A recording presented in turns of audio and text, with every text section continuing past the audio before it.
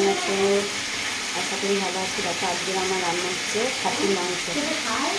500 মাংস এখানে আছে, ধুয়ে নিয়েছি ভালো করে। আমি আগে আলুগুলো বসিয়ে দিয়েছি, আলুগুলো লাল লাল করে ভেজে নেব।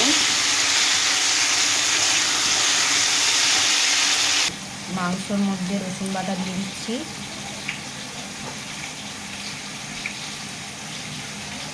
আর আদা বাটা। আমি খাসির মাংসটা আমি মেখেই বানাবো। আর পেঁয়াজ বাটা, বড় দুটো দুটো সাইজের কাটা। আর দেবো পরিমাণ মতন হলুদ,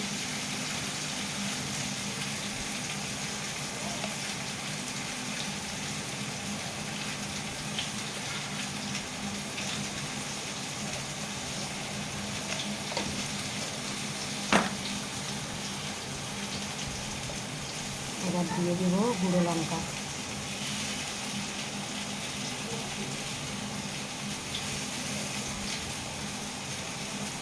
এবার দিয়ে দেবো নুন, পরিমাণ মতো নুন দেবো। এবার দেবো সর্ষের তেল।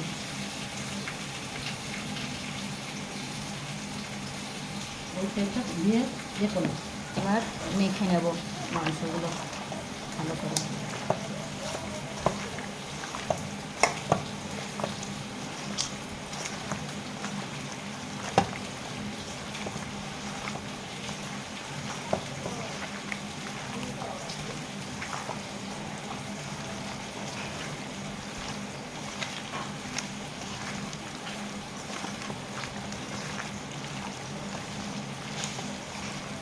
এভাবেই ভালো করে মাংসটাকে মেখে নিতে হবে সব কিছু মশলা দিয়ে।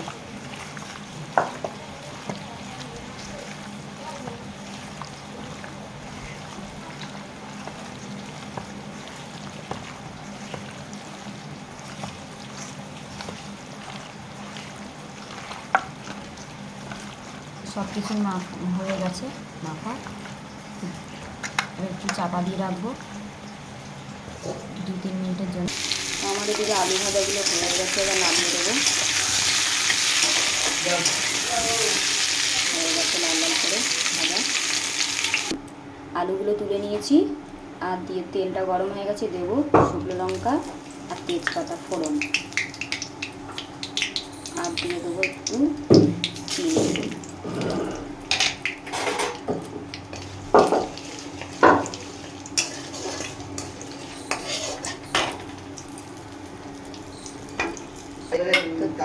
মশলাটা ভাজা হয়ে গেছে, দিয়ে দেবো মাংসটা, ঢেলে দেবো।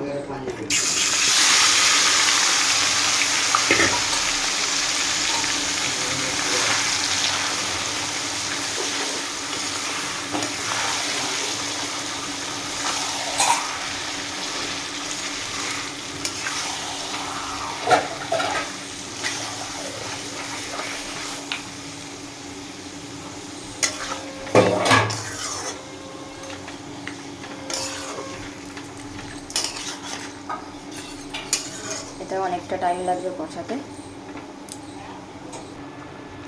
তো সামান্য একটু জল দিয়েছি আমি বাটিটাকে ধুয়ে, মশলার বাটিটা। এটা এখন কষা হবে।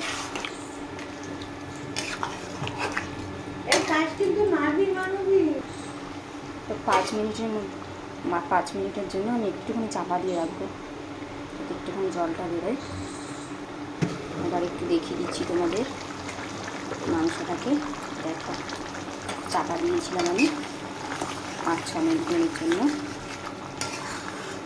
এবার একটু নেড়ে দেবো। তো খাসির মাংস জানোই যে একটু টাইম লাগে কষাতে। পায়েসে চিনি দিস নি? করে আবার একটু দেখিয়ে দিচ্ছি। দেখো মাংসটা অনেকটাই কিন্তু জল বেরিয়েছে, সামান্য একটু জল দিয়েছিলাম। তো এখনো কিন্তু কষাটা হবে। আলুটা ফেলে দিয়েছি, সেটা একটু কষা হবে। দেখো অনেকটা জল ছিল, জল শুকিয়ে গেছে। আলুটাও দিয়ে দিয়েছি।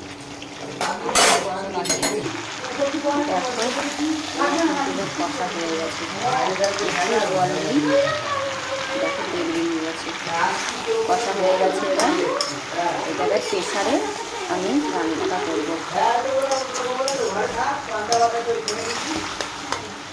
প্রেশারে বসাবো, প্রেশারে ঢেলে দেবো।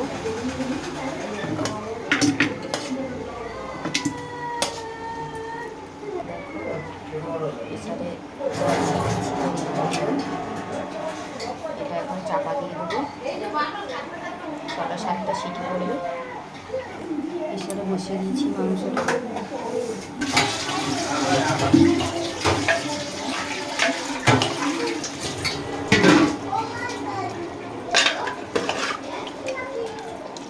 আমার রান্নাটা কমপ্লিট হয়ে গেছে, দেখো।